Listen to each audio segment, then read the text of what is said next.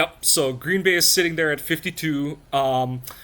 Safety, I put it in the bin just for the Packers, just below wide receiver and tight end, where it's not a pressing need because you look to have hit on Bullard and Williams.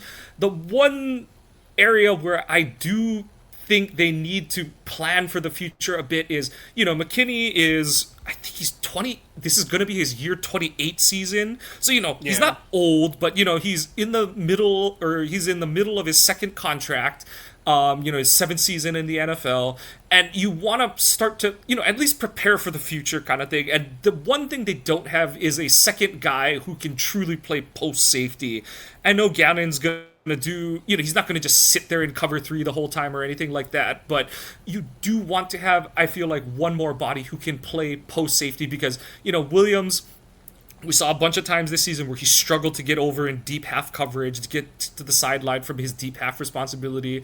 And Bullard has always been better as a line of scrimmage guy than he has been as a deep safety in the pros, at least. So you want to see, that would be the one area where I'm kind of like, do they look to add someone?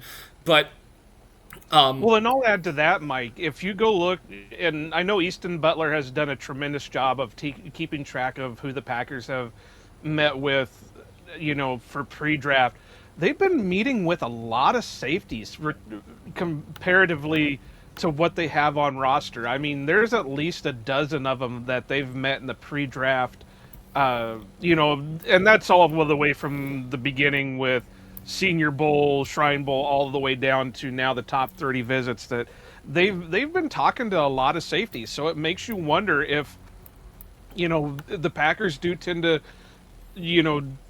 go a year ahead instead of a year behind on some of their draft picks, that 52 rolls around, maybe if a certain person is there, they make a play for him, maybe like the kid from Arizona that Stooks